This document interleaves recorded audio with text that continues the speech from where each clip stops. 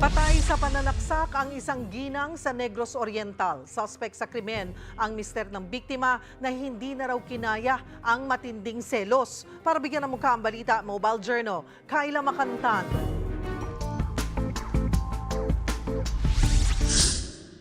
Alas 9:40 ng umaga noong Miyerkules, nakatanggap ang himpilan ng Pamplona PNP ng tawag tungkol sa pananaksak na nangyari sa Sitio Tagbao, Barangay Banawe, Pamplona, Negros Oriental. Ang sangkot, mag-asawang nagkainitan dahil daw sa selos.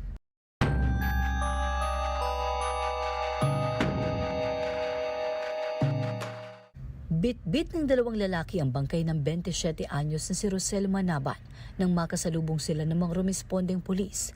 Balot ito ng tela at nakatali sa kawayan. Pero dahil nasa bundok pa sila, hindi na rin umabot ng buhay ang biktima sa ospital. Sa investigasyon ng mga pulis, mismong asawa ng biktima na si Rene Boy Manaban, 42 anyos, ang walang habas na pumatay sa biktima. Sa itsura ni Rosel, binugbog pa raw siya bago pinagsasaksak. Lahat ng yan dahil lang sa selos. Sa tulong ng barangay officials, naaresto rin agad ang suspect at na-recover ang panagsak na 23 pulgada ang haba. Nasampahan na siya ng kasong parricide.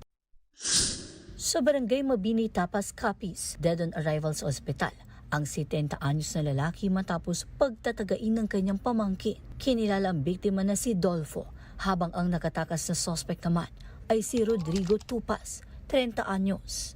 Sa investigasyon, Lunes nang kumprontahin ng suspect ang tiyo dahil kasamang nasunog sa kanyang pagkakaingin ang puntod ng kaanak.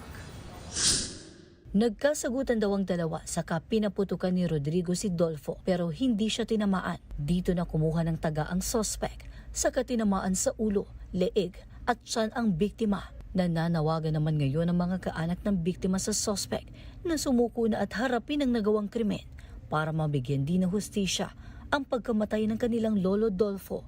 Mobile Journal, Kayla Makantan, hatid ang mukha ng balita.